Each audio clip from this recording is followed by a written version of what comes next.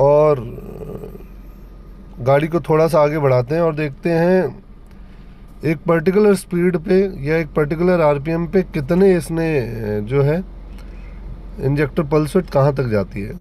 Hello everyone and welcome आज के हमारे इस वीडियो में। तो आज के हमारे इस वीडियो में हम बात करेंगे कि गाड़ी चलाते वक्त अक्सर क्या होता है कि पहला गियर हमने लिया, गाड़ी आगे बढ़ाई, दूसरा गियर हमने लिया, गाड़ी आगे बढ़ाई, और फिर थोड़ी सी स्पीड जैसे ही आती है हम कई दफ़ा एक आध गियर जो है स्किप करके, जब गाड़ी हमारी स्पीड में होती है तो हम तीसरा स्किप कर दिया, सीधे ही चौथा लगा दिया, या चौथा स्किप कर दिया, सीधे ही पांचवा लगा दिया।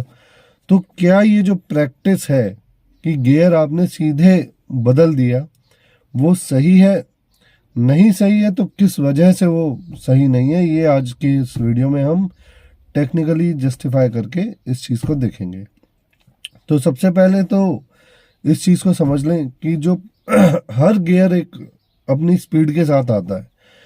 जो पहला गियर है वो हमारा लगभग 0 से लेकर के 8 या 10 किलोमीटर प्रति घंटे की स्पीड के लिए डिज़ाइन होता है, और सबसे ज़्यादा वज़न को उठाने के लिए डिज़ाइन होता है। जो हमारा सेकंड गियर है वो हमारा 8-10 किलोमीटर प्रति घंटे की स्पीड से चालू होता है और 24-25 किलोमीटर प्रति घंटे की स्पीड के लिए बना होता है। इससे ऊपर भी हमें सेकंड गियर में गाड़ी नहीं खींचनी, लेकिन इससे पहले ही 18 की स्पीड पे ही हम अगर चेंज कर दें और सीधे ही आपका जो है तीसरा लगा दें या तीसरे के बाद सीधे पांचवा लगा दें, तो उस चीज़ को हम डिस्कस करेंगे। तो कहने का मतलब ये है कि हर एक गियर का अपना एक स्पीड होता है और लोगों को इस चीज़ की ज़्यादा समझ नहीं आ पाती है। कई बार ड्राइवर जो चला रहा होता है तो वो क्या है, अरे स्पीड में तो आएगी, उसे खींचो। तो इसी वजह से फिर कंपनीज के पास जब ज़्यादा शिकायतें जाने लगी एवरेज के लिए और माइलेज के लिए, पिकअप के लिए, तो उन्होंने फिर ऑटोमेटिक गाड़ियाँ डिज़ाइन करना चालू करी कि ये प्रॉब्लम भी हमारी सॉर्ट आउट हो जाए। तो उसमें क्या है, गाड़ी वो ऑटोमेटिक गियर लेती है और अपने आप ही जो है गियर 1 2 3 4, और फिर वापस अगर आओगे तो 4 3 2 1, इस तरीके से। कभी वो भी डायरेक्ट शिफ्ट नहीं होती, क्योंकि उस डायरेक्ट शिफ्ट करने से आपकी गाड़ी का जो एवरेज है, जो पिकअप है, पिकअप तो चलो हो सकता है आप स्पीड में अगर गियर चेंज करो आपको महसूस ना हो, लेकिन एवरेज का असर कहीं ना कहीं पड़ता है। तो वो चीज़ आज हम देखेंगे। चलिए देखते हैं। तो देखिए, ये हमारा गियर हैंडल है हमारी गाड़ी का, और मारुति एस्प्रेसो में अभी हम, और बहुत ध्यान से देखिएगा। पहला गियर सबको पता है इस तरीके से लगता है जो लोग गाड़ी ड्राइव करते हैं। दूसरा गियर क्लच दबा करके ही सारे गियर चेंज करने हैं। थर्ड, फिर फोर्थ, 5, ये फिफ्थ गियर। इस तरीके से ये सारे गियर्स यहाँ पे लग रहे हैं। अब क्या हुआ जी, मैं गाड़ी चला रहा हूँ, फर्स्ट गियर पे मैंने चलाई। फर्स्ट गियर पे जो मेरी स्पीड होनी चाहिए मैक्सिमम वो 10 होनी चाहिए, मैं उसे खींच करके ले गया 20 पे, और फिर दूसरा लगाने की जगह मैंने सीधा जो है तीसरा गियर लगा दिया, और उसमें भी खींच के ले गया, और फिर सीधा जो है मैंने पांचवा ही लगा दिया। तो सेकंड और फोर्थ गियर जो है मैंने मिस कर दिए। तो हालांकि नॉर्मली आदमी क्या है, फर्स्ट के बाद फर्स्ट गियर पे चला रहा है, ओवर स्पीड कर दी गाड़ी तो क्या है सीधे थर्ड लगा देगा। तो ऐसे इस तरीके से जो डबल गियर या आपने सिंगल गियर ऐसे मिस कर दिया है, तो उसका नतीजा क्या होता है वो अभी हम देखते हैं। ये देखिए, ये हमारे पास इंजेक्टर्स लगे हुए हैं, ये सीएनजी के इंजेक्टर लगे हुए हैं यहाँ पे, और इसी तरीके से पेट्रोल के इंजेक्टर भी यहाँ पे पीछे की तरफ लगे हुए हैं। तो अभी आपने पहला गियर लेकर के गाड़ी को आगे बढ़ाया, और आपकी जो स्पीड है वो 10 किलोमीटर पर आवर होनी चाहिए, लेकिन वो स्पीड क्रॉस कर गया, या फिर आप स्पीड क्रॉस नहीं करते और आपने सीधे सेकंड गियर पे जो है गाड़ी को ले लिया। तो थर्ड गियर पे गाड़ी को ले लिया, सॉरी। तो थर्ड गियर पे आप डायरेक्ट शिफ्ट हो गए हो। वहाँ पे गाड़ी को उस स्पीड पे लाने के लिए या कह सकते हैं वो पिकअप मेंटेन करते रहने के लिए जिस स्पीड में गाड़ी चल रही है, क्योंकि थर्ड गियर नॉर्मली यूज़ होता है 25 किलोमीटर पर आवर की स्पीड के बाद। अब आपने उस थर्ड गियर को लगा दिया 20 में ही, 20 किलोमीटर की स्पीड है आपकी और आपने उसी में उसको लगा दिया, तो ये इंजेक्टर्स पे ये जो यहाँ पे ये जो सॉकेट के माध्यम से जो पल्स आती है, यहाँ पे आप जो देख रहे हो जो सप्लाई है, इसे हम पल्स विड्थ कहते हैं। तो ये जो पल्स आती है वो फिर ECU आपका, ये जो ECU लगा हुआ है, ये ECU फिर इस पल्स को बढ़ाता है। पल्स बढ़ाने से क्या होगा, जो सप्लाई जा रही है वो ज़्यादा जाएगी और सप्लाई ज़्यादा जाने से फिर आपकी गाड़ी जो है पिकअप में आएगी।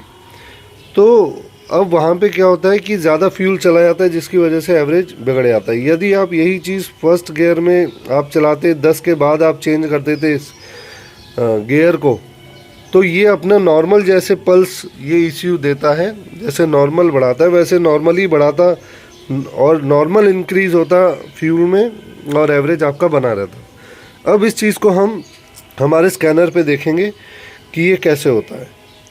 चलिए, तो ये हमारे पास स्कैनर है हमारा लॉन्च का, और ये हमने इसको नीचे OBD पोर्ट है, ये मैं आपको दिखा देता हूँ।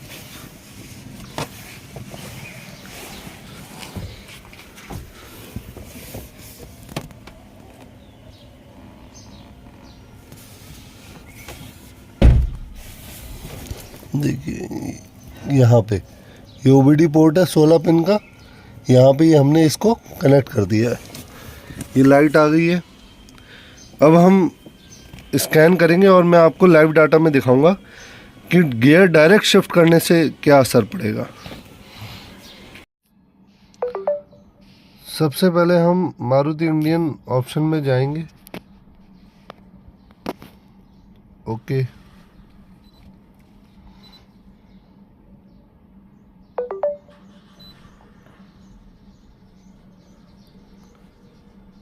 न्यू मेन्यू, ऑटोमेटिक सर्च,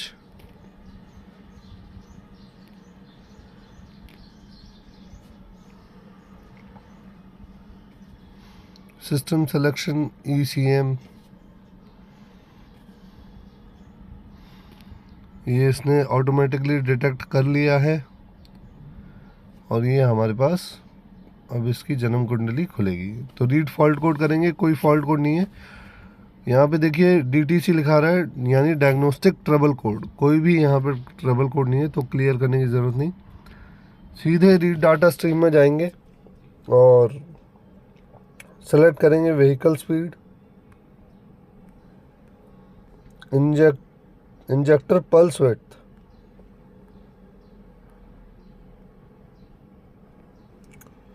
और हम सेलेक्ट करेंगे इंजन स्पीड।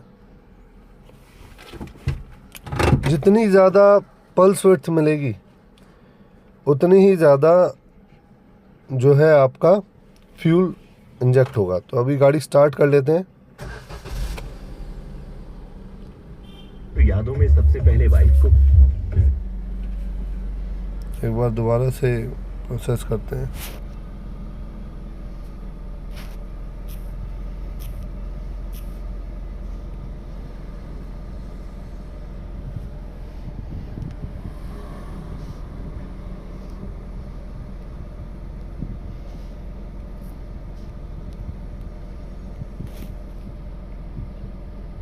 ये देखिए इंजन स्पीड अभी ध्यान से देखिए 850 RPM है।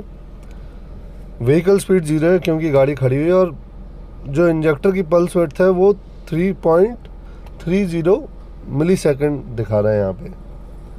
तो अब मैं गाड़ी पहले गियर में लेता हूँ और गाड़ी को थोड़ा सा आगे बढ़ाते हैं और देखते हैं एक पर्टिकुलर स्पीड पे या एक पर्टिकुलर RPM पे कितने इसने जो है इंजेक्टर पल्स विड्थ कहाँ तक जाती है।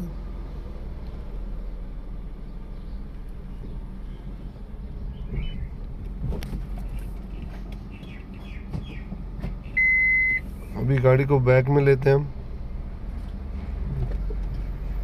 1.8 की स्पीड पे ये 3.5-4 पल्स विड्थ इसकी रही।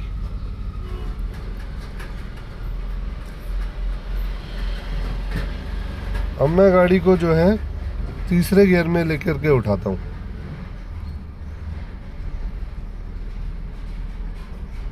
ये देखिए, आपका बीच में अगर आपने ध्यान दिया हो, एक मिनट फिर से इसको करेंगे हम, अभी नहीं है, अभी गाड़ी रिवर्स में है।